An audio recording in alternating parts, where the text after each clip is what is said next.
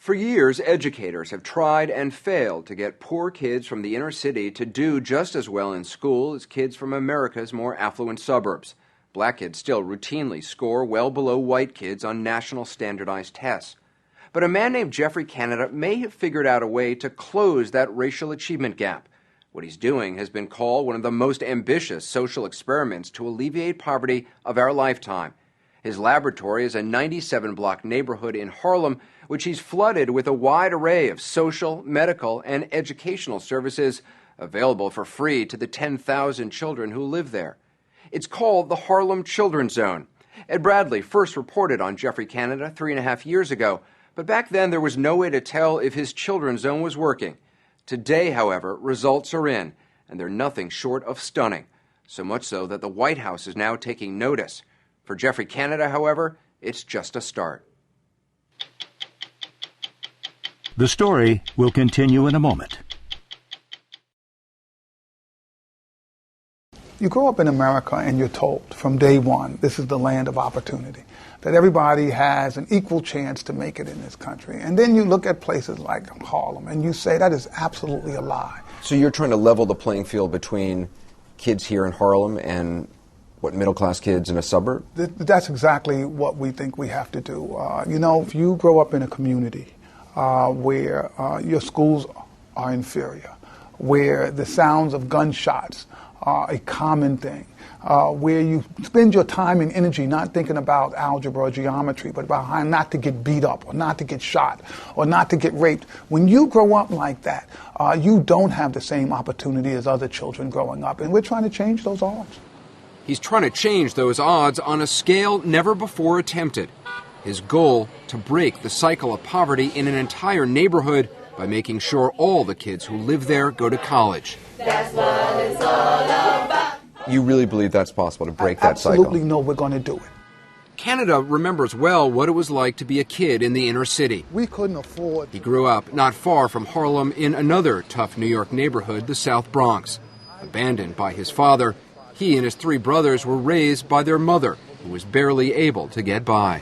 When I first found out that Superman wasn't real, I was about maybe 8. And I was talking to my mother about it, and she was like, no, there's no Superman. And I started crying. The chaos, the violence, the danger. No hero was coming. Canada got lucky, however. As a teenager, his grandparents moved to the suburbs, and he went with them. He got into Bowdoin College and then the Harvard School of Education. Good morning, boys and girls. He's been working with kids in Harlem virtually ever since. One of the first things kids ask me when they really get to know me, they say, Mr. Canada, I say, yes, are you rich? And I say, yeah, I am. And they're so excited because they think, I finally know somebody who has power. What they really want to ask is there any way that you can help me figure out how to get a nice car and maybe get a house?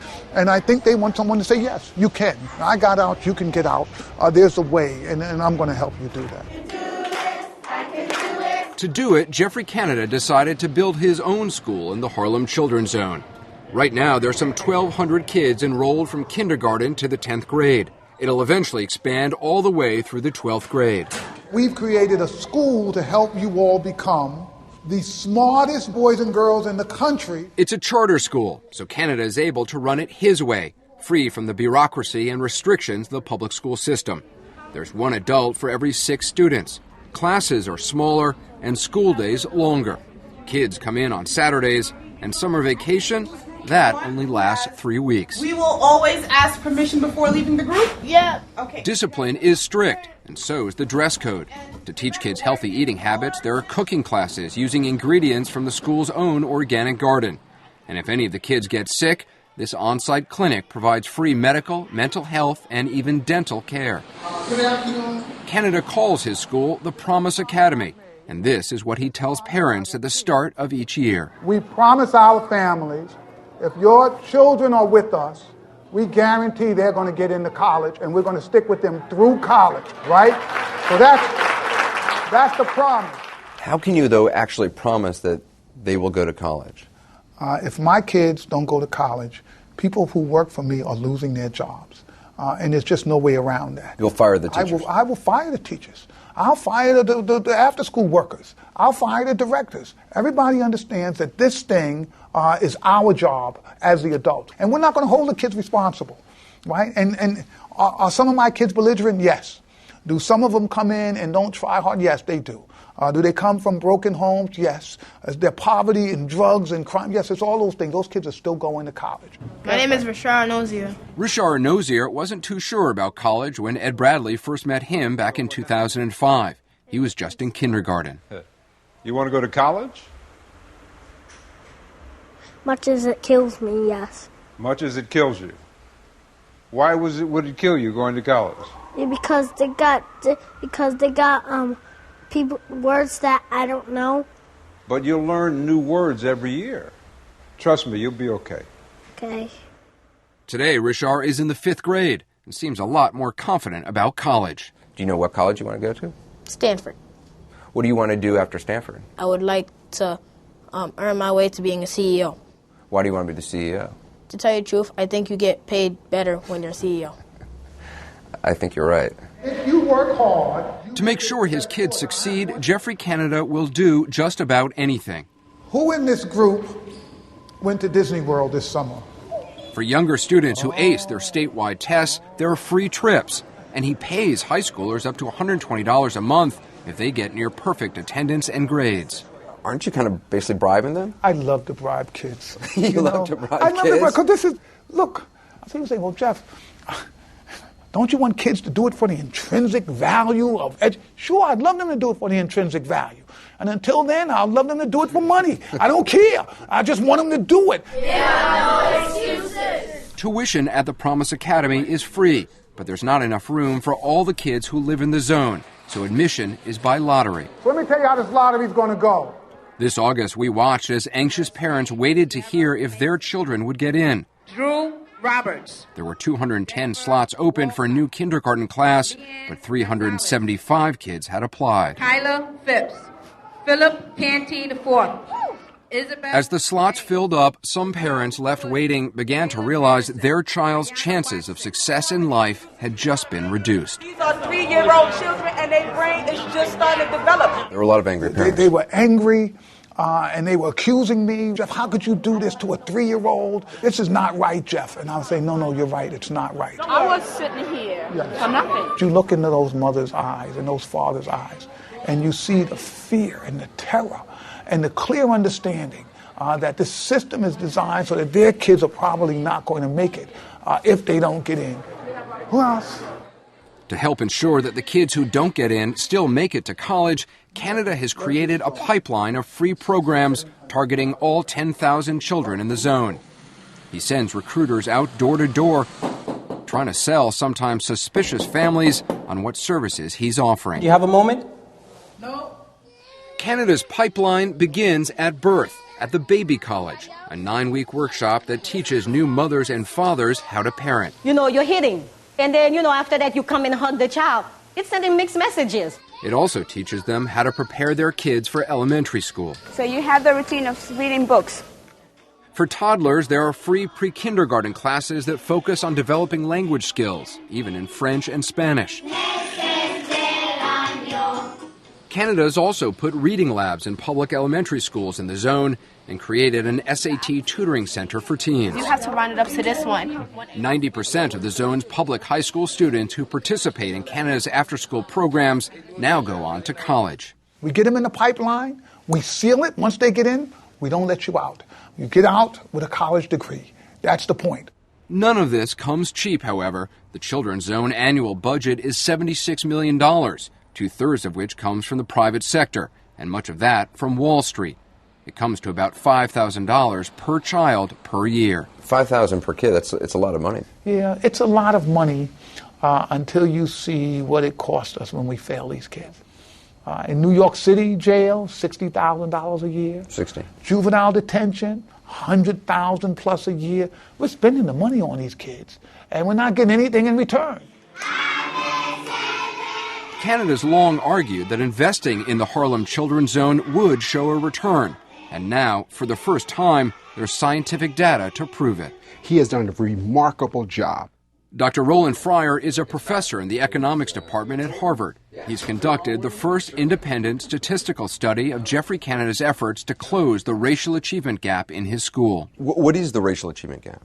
Black children in our schools are not performing at even close the rate as white children in our schools. So the average black 17-year-old reads at the proficiency level of the average white 13-year-old. 4-year difference in effective reading skills. That's huge. But when Dr. Fryer analyzed 4 years' worth of Promise Academy test scores, he discovered something remarkable. At the elementary school level, he closed the achievement gap in both subjects, math and reading. Actually eliminating the gap in elementary school. We never say anything like that. Absolutely eliminating the gap. The gap is gone, and that is absolutely incredible. Last year, according to New York State data, 100% of Canada's third graders scored at or above grade level in math. Good job. Narrowly outperforming their white peers in the city's public schools. 96? Is that the answer? Yes. Even more impressive, Canada's impact on middle schoolers, kids who enrolled in the Promise Academy in the 6th grade. They started out far behind grade level, but Dr. Fryer found that within 3 years they had virtually eliminated the achievement gap in math and reduced it by nearly half in reading. These are kids that a lot of people had given up on, and he showed that it's never too late. Does it change the way you look at the problem? It does, because here's an analogy. We're 10 touchdowns down in the 4th quarter. We kick a field goal and everyone celebrates, right? That's kind of useless. We're still 67 points down, okay? We're not just losing, we're getting crushed, all right? What Jeff Canada has shown is that we can actually win the game. Geoffrey Canada may be winning, but he's nowhere near declaring victory. Reversing the black-white achievement gap and then closing it in elementary school, that's huge. It's about an hour's worth of celebration huge. I've got kids who might be shot tomorrow. We've still got a lot of work to do before I can feel comfortable that they're all going to be okay. According to Canada, 4 kids in the children's zone were shot to death this past year. 4 others were wounded. There's been an uptick in violence? Yeah, there's been an uptick in violence. And the economic crisis has hit Canada hard as well. Donations are down and he's laid off staff. His endowment also lost $4 million to Bernie Madoff. And that money's just gone. We basically have written that money off. It's basically gone.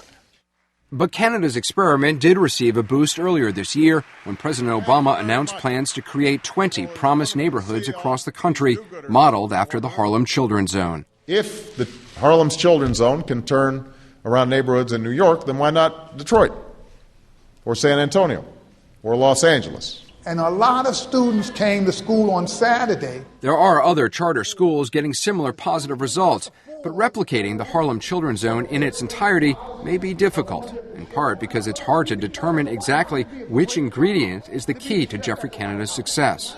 I feel like I've gone to a phenomenal French restaurant. The dish tastes good, but I'm not sure exactly what they did to do it. He's doing so many different things. Yeah. He's got this all-hands-on-deck approach. He does. And I think the key step forward from here is that we need to kind of demystify this success. I want to boil him down to pill form so we can transport him to other places. Because if folks think, well, this is just Jeff Canada, or this is just Harlem, and this is just a special deal, they're less likely to adopt it in Omaha and places like Minnesota. And we're going to stick with them through college, right?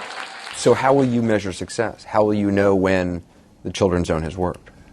When I see my kids by the thousands with degrees, I will say this is what we set out to do, and we've done it. We've got our kids in the best schools in America. They're going to be successful. They'll be competing with everybody else all over the country. People will be looking for kids from Harlem, saying, oh, those kids are so great from Harlem. We need more kids from Harlem to come in. Then we'll be successful.